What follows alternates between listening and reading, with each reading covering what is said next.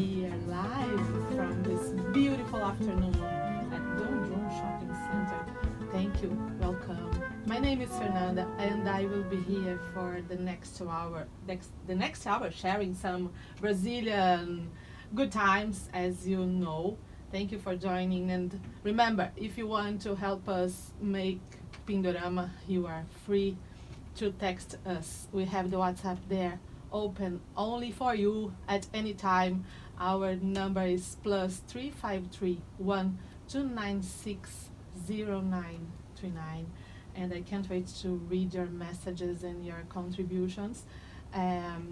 So I have some Brazilian beautiful woman here beside me, and this is so nice that I can share her experience and her knowledge living in Ireland for the last 10 years. 13. Wow, 13 is my lucky number.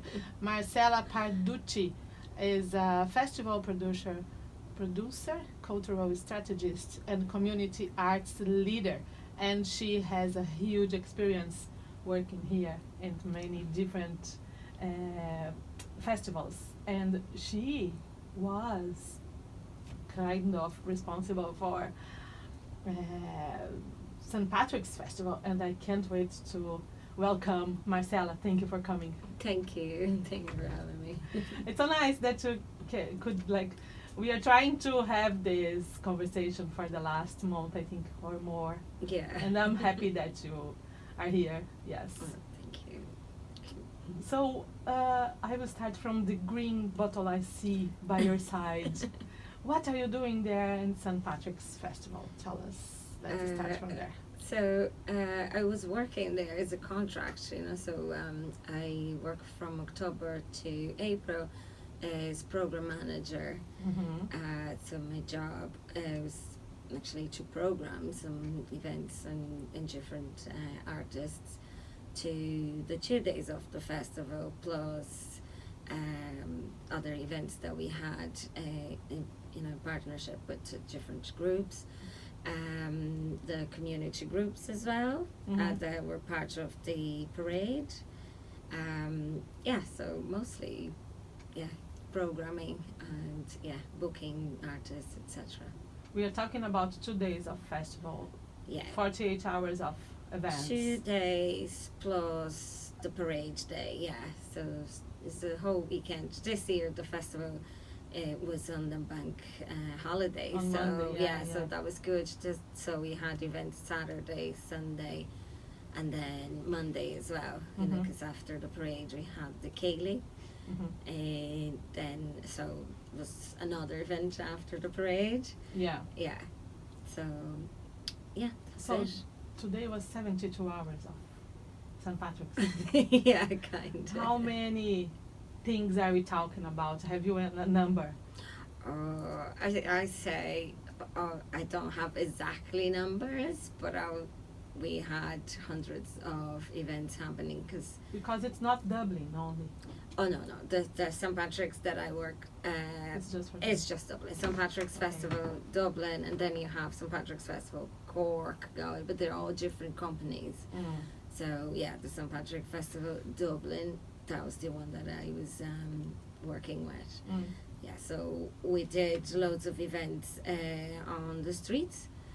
So I think most people had the opportunity to see things happening all around the city. So the idea was to bring the events to the city instead of having on what they had before, the festival quarters. So the idea was to bring the artists to the streets and have people participating. It was more inclusion, I think. And there was a few other differences this year as well, because I remember last year the Brazilian community and the Colombian community and the Bolivian, they were doing their own, kind of parts. They are part of the parade, like last year. And this year we didn't have that happening. So why?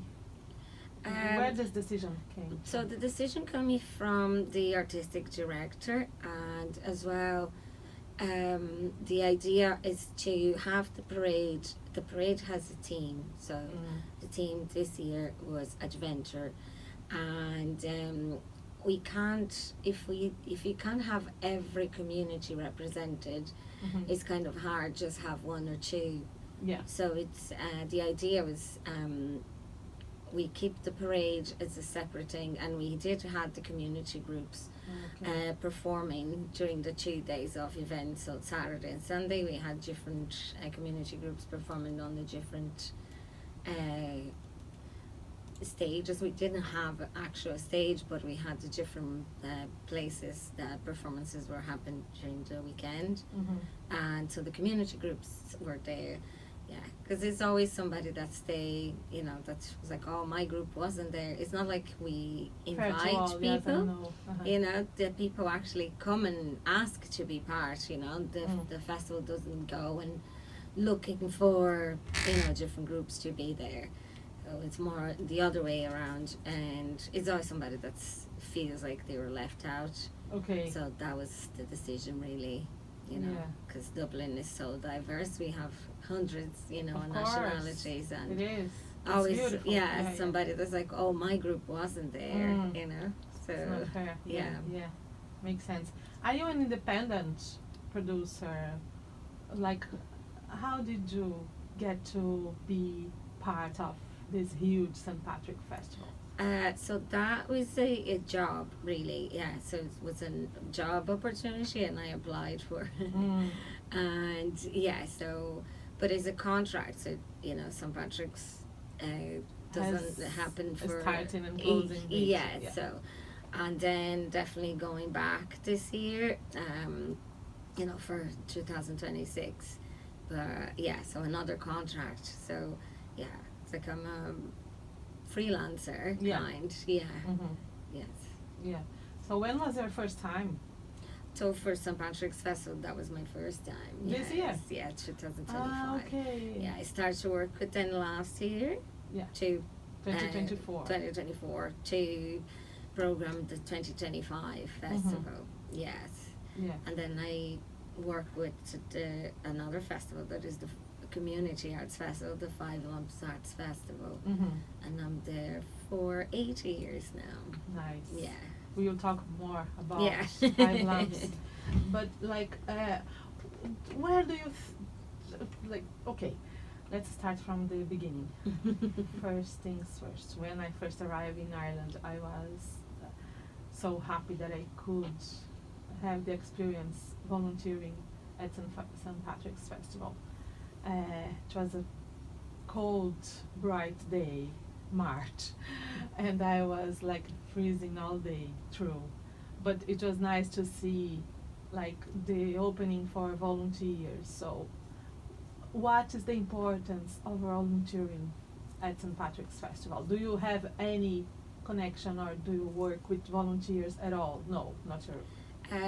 No, not directly. I did had some volunteers working on some of the events that I was organising, but we do, obviously we do in St. Patrick's Festival, we do have a company that is responsible for recruiting the volunteers, but it's, we couldn't do the festival without the volunteers, you know. It's loads of people. It's like 500 volunteers, you know, that come every year to help with the festival, and we definitely couldn't do it without them, because volunteers everywhere.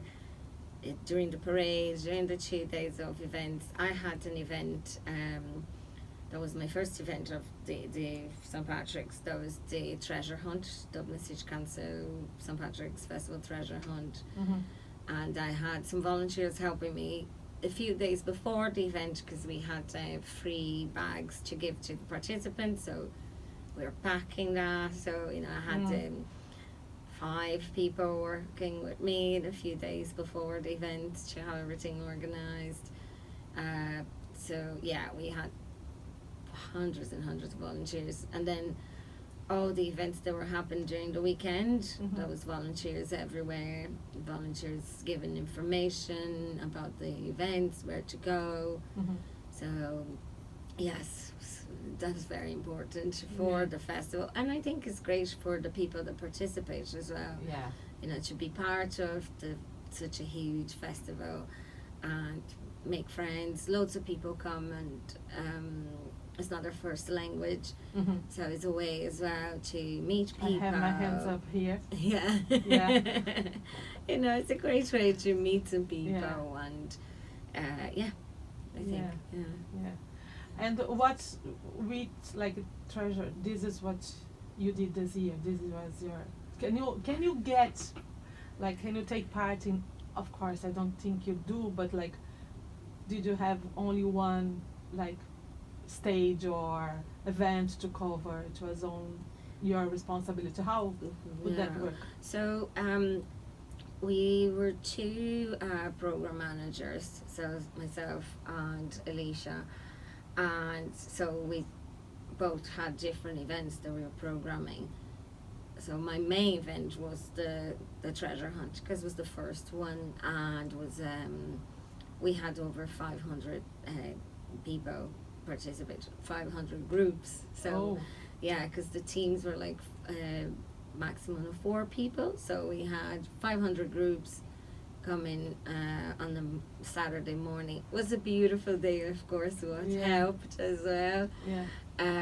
But that was the biggest one, that was sponsored by Dublin City Council, and it was an amazing event for families. Tell us more. Yeah. Kind of the eggs hunt on Easter. Kind of. No, it was. So we had some clues, and so you come in and you get your goodie bag and your clue cards. Then the clues will bring you to different buildings in Dublin. Not on social media. Just in person. No, you have to be in person. Nice. Yeah, so you have to go, and then you have to go to the different places and collect your stamp. You know, and then come back to the place where you started to get your time, and then it was prizes. But we had prizes for the fastest group, but also prizes in different venues for the best costume, or you know, the happiest child, and all these different things. So it was a great day. Everybody was coming back super happy. You know, you could see that they really enjoyed the day, and as well, loads of people said they had the opportunity to go to places that they wouldn't go, you know, because you had to go to that building, and there with some volunteers that would give the stamp, and so it was great, and it was a beautiful day. We had, it was, you know, it's a way as well to have an inclusive and diverse event, because it's for everybody. It was free to register, and then you go participate, you know, enjoy the day with your family and friends. Yeah.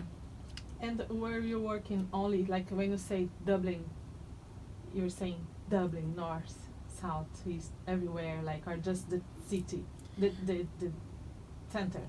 We had both sides, so we had events in the north side and the south side. So, but it's kind of Dublin City, you know. So we had events in some Stephen's Green Park, and we had what else? St Patrick's Cathedral. We had the Chester Beatty a gallery. We had so the south side, and then the north side we had Hugh Lane Gallery.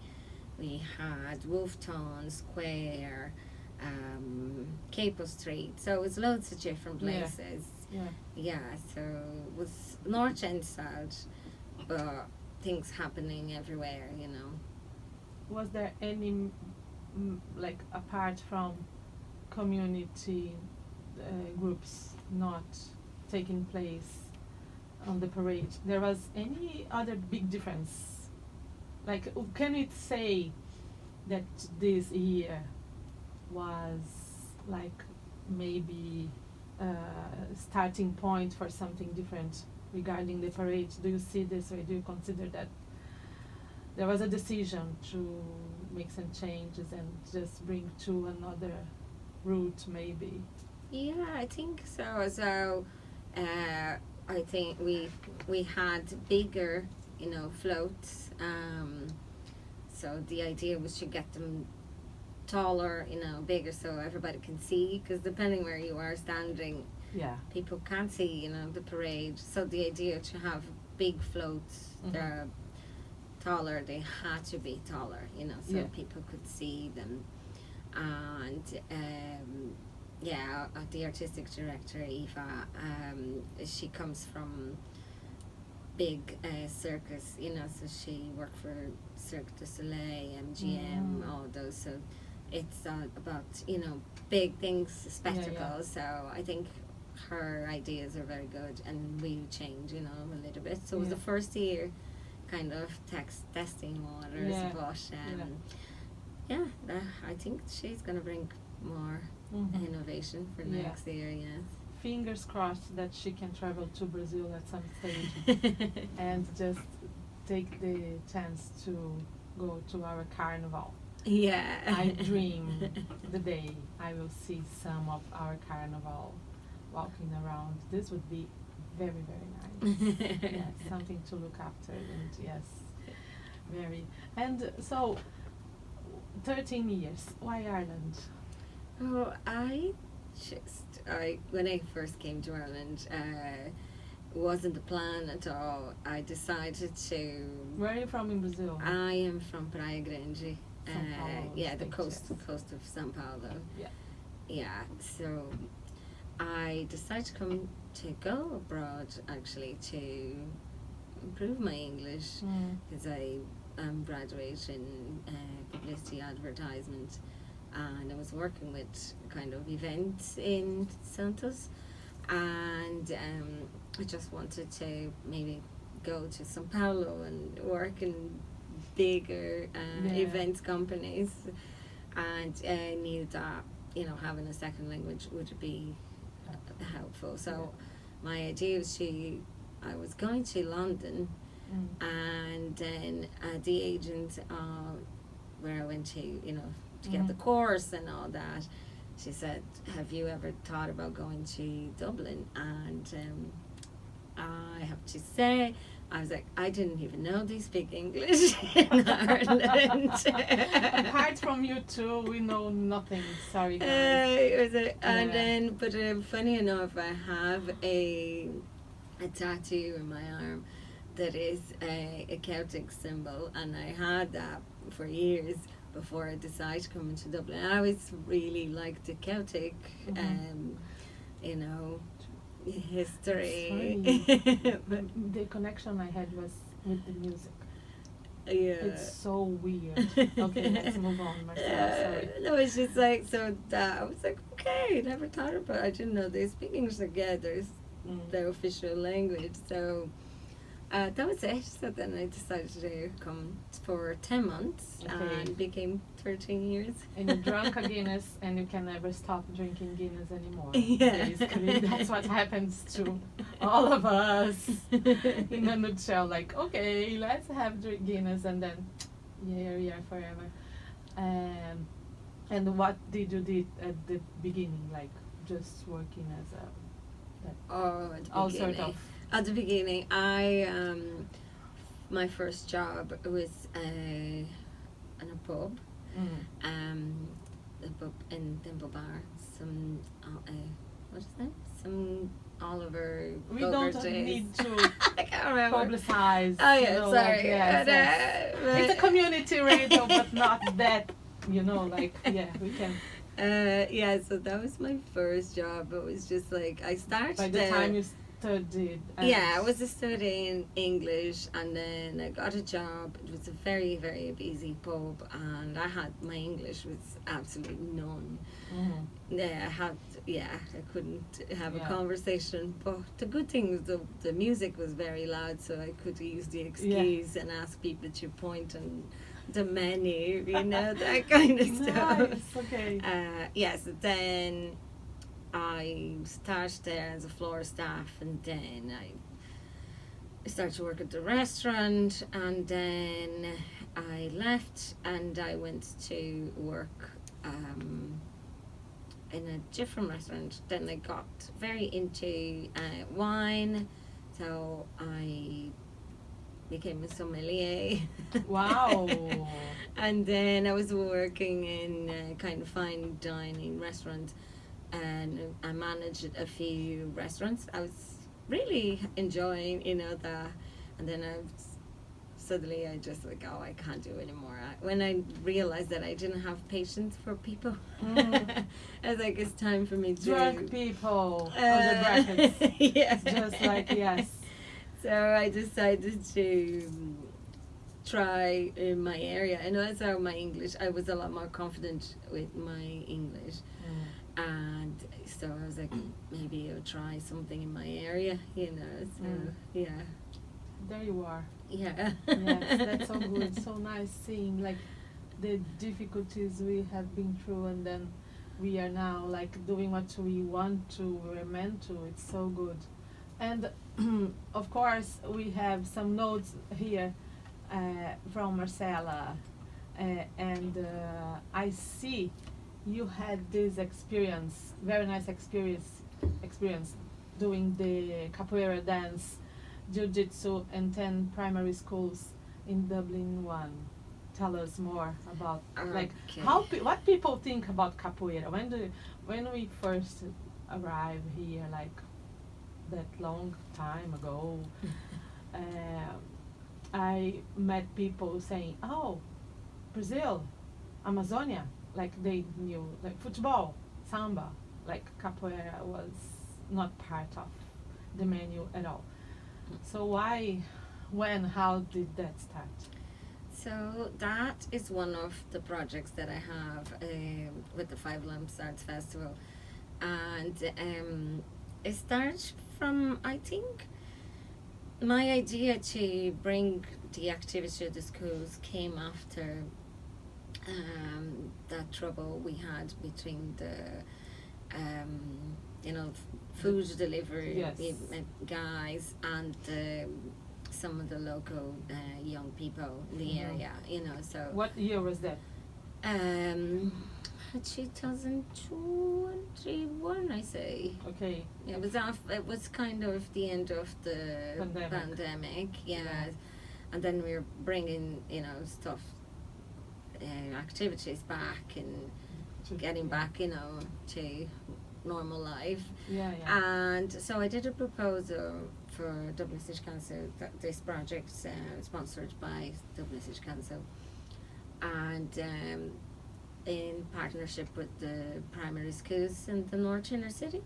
So that's 10 schools in the area, and then I got I did the proposal to kind of introduce other cultures to the kids, and then make them feel familiar and understand as well, that it is an area that 50% of the population is non-Irish. Yeah. And in with the times we're going now with so much hate and racism, whatever, so I thought would it be a good idea to present to young children, so they grow up, understand there is other cultures, there is other things out there, and they love capoeira.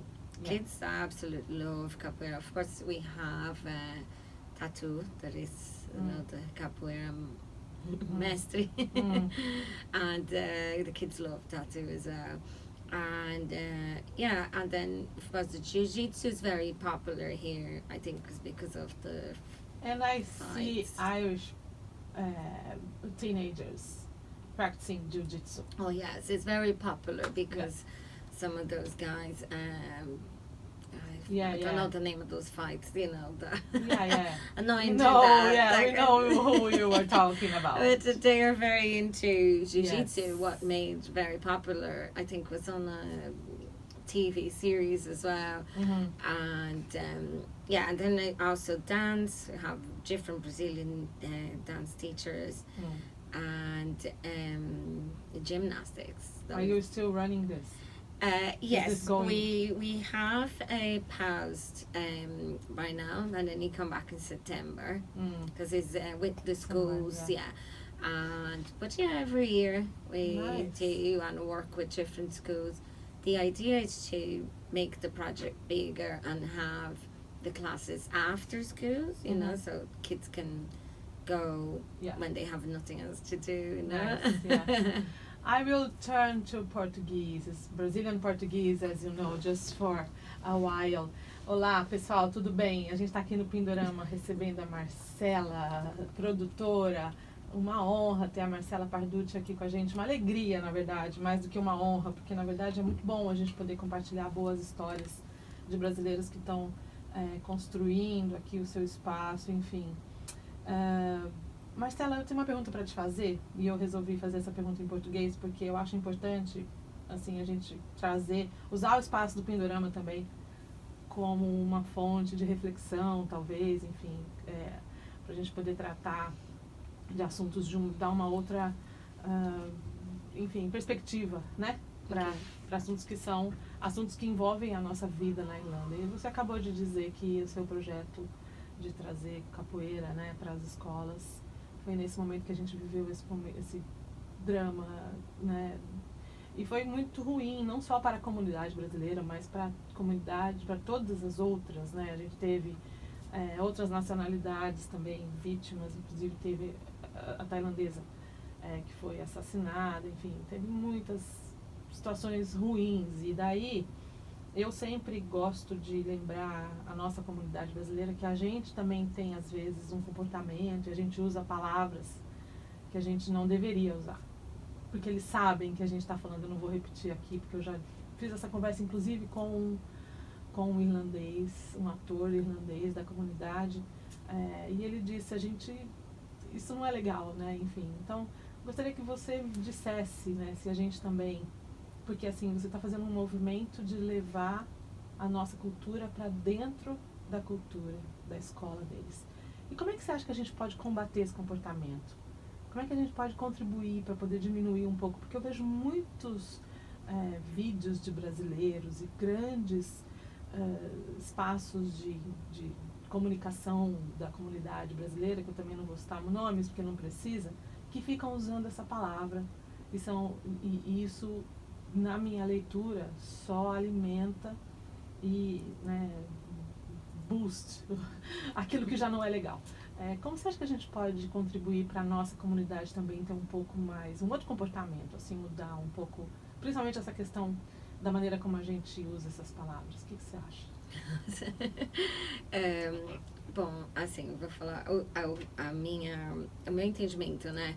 De Irlanda realmente trabalhando dentro de uma comunidade carente, né, da Irlanda, porque a comunidade Dublin 1 do Norte Inner City é uma comunidade carente, onde faltam recursos, onde as pessoas sofrem com vários problemas sociais, tem muitos problemas com abuso de bebida, de droga, tem muito problema de violência.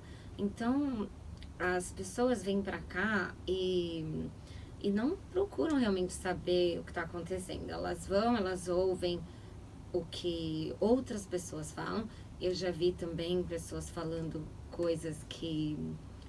a respeito, assim, né, da palavra que você disse, que nós sabemos as palavras que nós usamos, e que, assim, é uma coisa pejorativa, até porque a comunidade traveler é uma comunidade, e as pessoas que moram no Inner City não são travelers, mas são pessoas que moram no Inner City. Sim.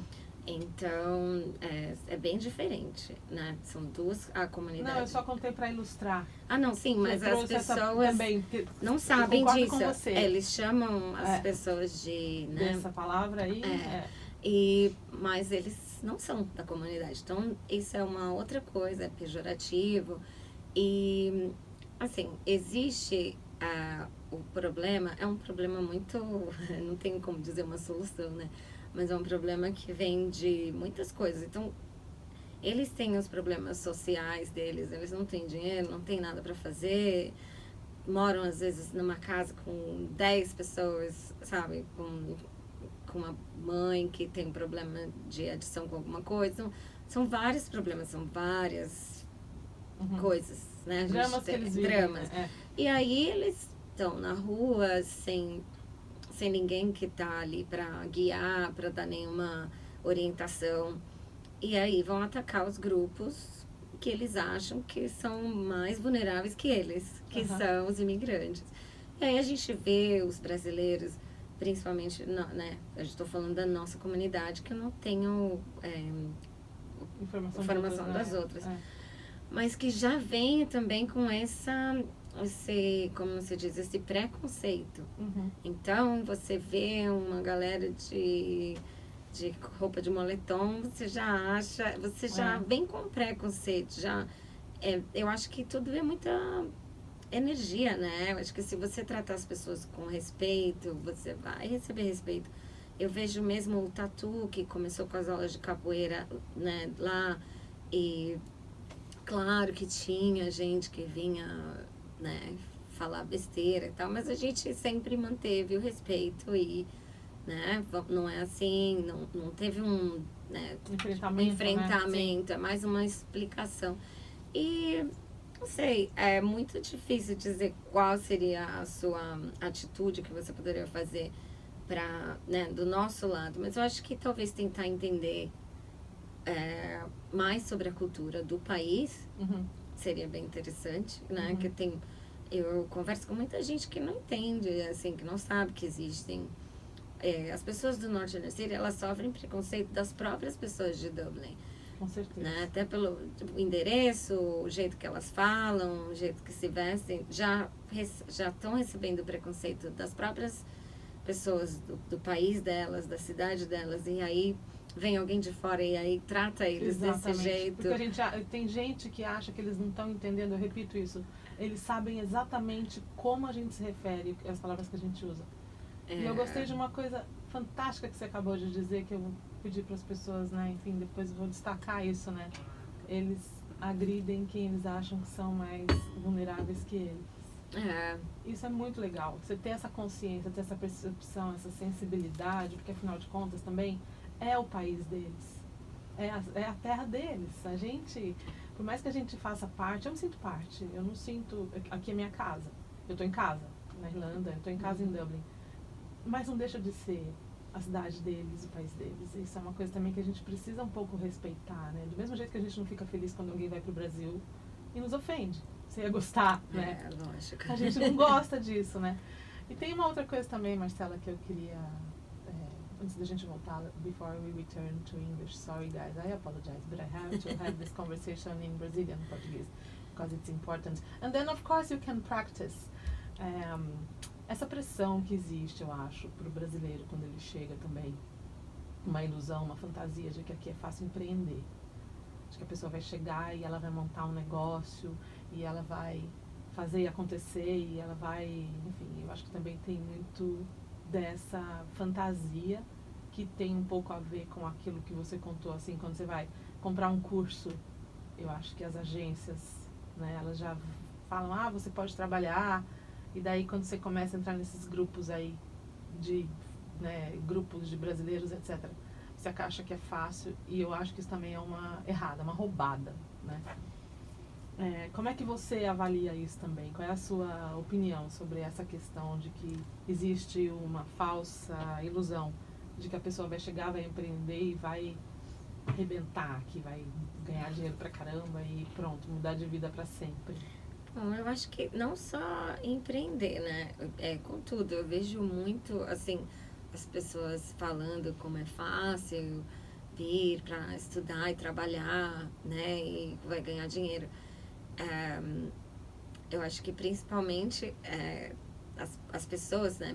A gente fala influenciadores, eles deveriam ser muito mais abertos, assim, sobre as dificuldades que as pessoas encontram do que as facilidades, que são muitas coisas. Tipo, para morar em Dublin é um lugar caro. Então você vai ganhar dinheiro, mas você vai gastar de acordo com o que você ganha, se você for trabalhar e ganhar um salário mínimo e tal. Empreender a não ser que você já tenha dinheiro, que você já venha com dinheiro. E assim, você tem que, né, como qualquer lugar do mundo, você vai empreender, você tem que fazer o seu planejamento, você tem que saber, né, os prós, as contras, não só tipo, vou abrir, que o que mais tem é negócio fechando, né? Todos os dias, tanto de qualquer... Hoje mesmo a gente estava num grupo, em algum grupo de brasileiros, uma pessoa postou, pelo amor de Deus, me ajude a comprar os produtos para eu poder fazer o meu trabalho. Olha o nível do desespero que as pessoas estão se sujeitando, porque eu acho que vende-se essa fantasia, essa ilusão de que vai lá vender coxinha, vai lá vender brigadeiro, vai lá, entendeu? Não é assim, a vida real não é essa. E ninguém está sendo avisado, eu acho isso.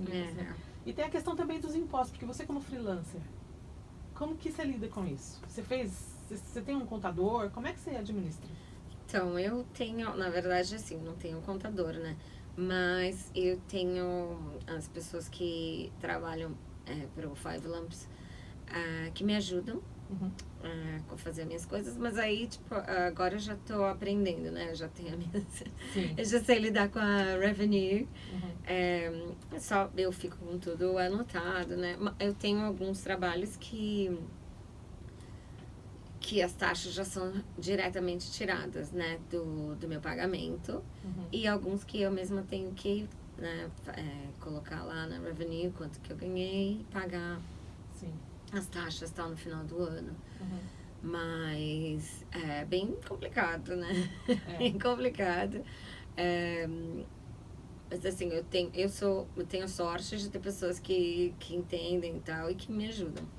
Mas eu não tenho um contador específico. Eu tenho, né? Eu vou e peço ajuda das pessoas. Tá dando certo. Tá dando certo, tá tudo certinho. Comigo não deu. Meu tax clearance tá certinho.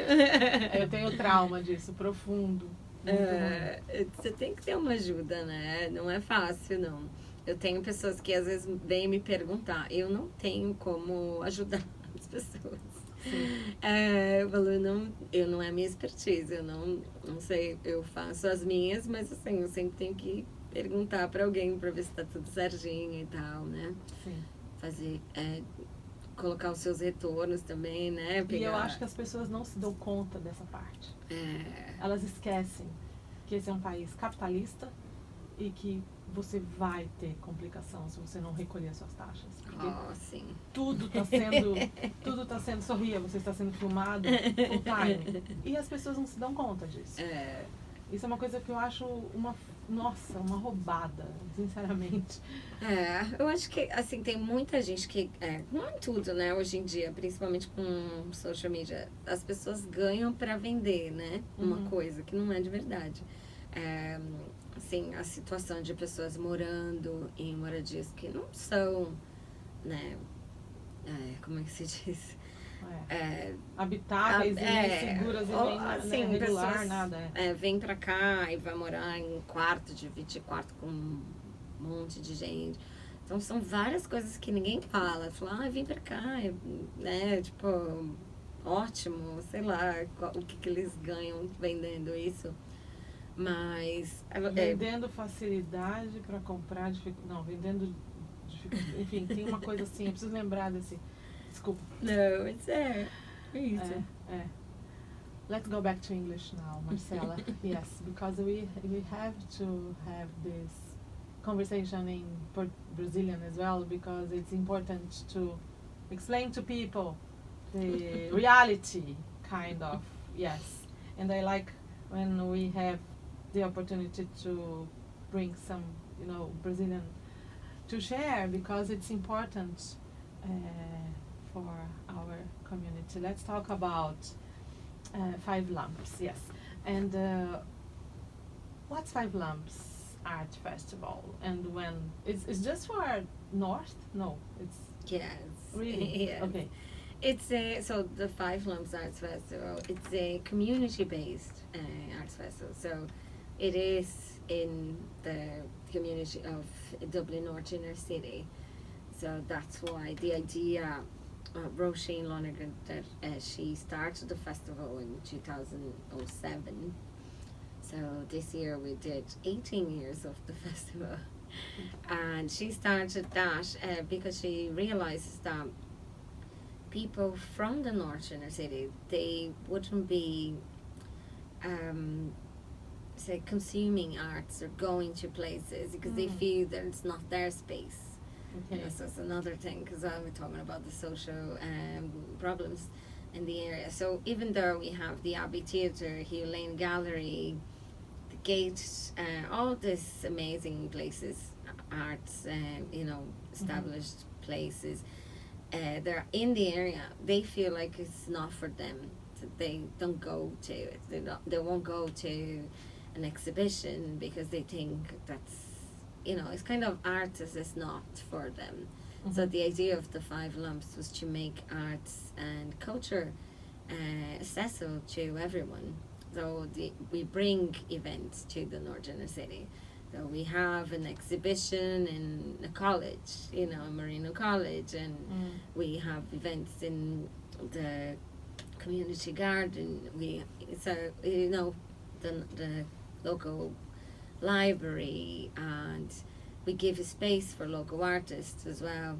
So we have loads of artists from the area. It's an amazing area for creators. Like everybody, it's actors, dancers, painters, every kind of art you can think. But sometimes people don't have the opportunity to, showcase their work. So the Five Lumps have this two main objectives, that is bring arts and entertainment and culture to the community, and also give local people an opportunity to showcase their work or develop work. So we have worked with many artists that now are doing very well in their career, and they started the festival because all they need was an opportunity, somebody should believe in them. And as well, not just people from the North Inner City, like Dublin people, but people from different communities. I have worked with the Brazilian community, the artists, giving them space and opportunity to start. Yeah. I have many artists that started with the Five Lumps, or had the first exhibition, or the first time they perform on the stage, that kind of stuff. So is this permanent every year, like or is nothing is permanent, but like, do you have we had one this year already? We have every year. Okay. Every year we do, but every permanent, I mean like annual. It's an annual festival. Yeah, it's an annual festival. It happens at the beginning of spring, so we don't have the date, but usually the end of March, beginning of April. This year was from the 29th of March to the 6th of April. Yeah. And so it's loads of events for everybody. So we have children events, poetry, exhibitions, music, theatre, everything. It's opening, and do you have call to action, like you just we have people that come to us and have different projects or different ideas, or as well we invite people that we see, so we go to, so most part of my job as well, the good part is going to events, going to other festivals and seeing different things, and then try to bring them to our festival. And as I said, it's not permanent because every year I have to do everything again. So we apply for grants, so we don't have a core funding. We don't have a funding that comes every year. Okay, from it's not there for you. So no, like here you have like whatever. So we can don't have a budget. It's not like St. Patrick's Festival. No, but St. Patrick's also it's the same. Of course, they have more money. Like they have some money that comes every year, but is also starting every year, applying for, looking for, sending proposals. There is not a core funding either. you know, so that's why we just work in contracts, because I don't have the money to pay people to work all year. But the Five Lumps is the same. I think most festivals in Ireland will be the same every year. You have to start from the beginning, start from scratch, apply for all the grants and proposals, and then see what you can do. Can we think of having one stage at Dublin? That's the name, that one, like Dublin Night, Culture Night, a Brazilian stage. Can we think of? It's my second dream, basically having a Brazilian stage in whatever festival we can, and then we can, like Casa Brasil. We have Casa Brasil Irlanda, so Casa Brasil stage, and then we can bring every artists, like even people from Brazil, bands from Brazil, because the amount of things we are bringing to Ireland, it's fantastic. This year we will have Nação Zumbi again. We have Baiana System again. We have Moreno Veloso the day after tomorrow, on Wednesday. We have Ratos do Porão. Okay, so Brazil is finally finding Ireland after long time. So is there any possibility? What do you think? Everything is money. Everything is possible. Everything. Producer Marcela. I would have loved to. I did collaborate with different people to bring artists to Dublin before. Ellen was here. Ellen B was here. Yeah, Ellen, she got a research from Brazil as well. Yeah, the Brazilian government. She applied for the tickets, kind of a grant in Brazil. So the Brazilian government that gave her money to come. So that's the way. If people that are in Brazil want to come, they have to apply there.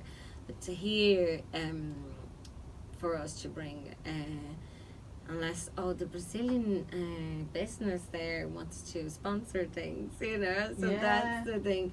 Everything everything is possible, but everything costs money. You know. So. So that's the only dreamer and the realizer speaking. I am the dreamer, of course. I work with budgets. So every time somebody talk about amazing ideas, I was like, yes, and where are you going to get the money to do it? Okay, so we can talk later off air. Yes, because Casa Brasil, like actually yesterday, we have a new place in Dublin, and it's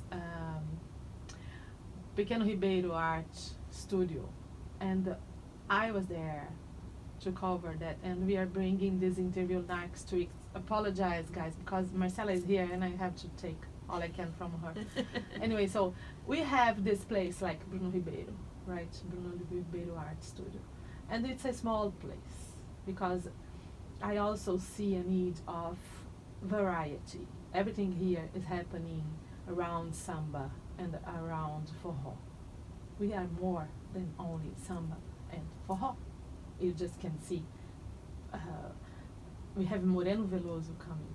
It's just unique. And we had the other, like, do you remember Mariana? Mariana, that last weekend? I don't know her name. Sorry, guys. Sorry. Because she's famous. She has a lot of fans. I'm sorry. No offense. But anyway, I see some variety coming. So what can you tell to people if they want to... and this is very, from my perspective, like bringing art and making art can help change the world for good, and this is what I believe. So what do you recommend? What's your advice to people if they want to? What do you mean, sorry? Finding ways, like we have Pequeno Ribeiro Art Studio, and he has a place. It's a small room that can put like 30 people together, just taking like 3 hours of good music, and not, you know, something different, because we had Sibeli there and Gaudier. They were amazing. where can they go? How do they apply? What's like, just in a brief, like if you can just give some short advice to people. Yes, the Arts Council is, has always different opportunities for artists. They have bursaries, they have different things that you can apply. Just keep an eye, there is so many things. Dublin City Council has the Arts Office that usually have community grants, that have different opportunities as well. Sorry. And I think it's like Creative Ireland. It's just really look for, there is applications. They are, they're not easy, but if you plan in advance, because check what is the guidelines and how it applies for your project. If you have, if you have a band and you wanted to play in different festivals, you have to call them, you have to send your material, you have to, you have to do the work, really. I get loads of people that I don't have time to be looking for artists to play my festival. So I get an email from somebody and they say, and that's for St. Patrick's the same, I got loads of emails because people see I'm in the program, or so they send, I wanted to play there, and they send the material, and they send, so you listen to, and if you like, if you think it's good, you're like, okay, so just have to really put yourself out there. I think in Ireland there is opportunities for everybody in arts, because it's a country that really enjoy and consume arts. So people, they will pay for tickets to go. Do you help people doing this? No. Are you advised? Do you? I do. Yeah, it's part of some of my jobs. Okay. So yeah. Busy woman. But I see you just supporting artists and arts organizations in applying for grants and also mentorship. So this is what you do. Yes. So as a freelancer, we have to do everything. I know. Yes. Yes. Yes. I think I don't have time to take many people. At the moment, I'm working with a Brazilian artist, Yasmin Ribeiro. She's a dance artist, and she got a bursary last year to develop her dance piece, and it's a play, and we're gonna apply now. So I'm helping her as a producer, and we're gonna apply for the Arts Council. So maybe for next year, fingers crossed we get the money. Yes. So Casa Brasil will send you an email. How people can find you, Marcela, because we have to wrap up. Oh, that was quick. I know, time flies when we are doing something nice. This is the best compliment I can take. That was very good. So my email would be the best. So it's Marcela, with one L only, at 5lumpsarts.ie. And are you on Instagram, social media? I am on Instagram. I don't use much.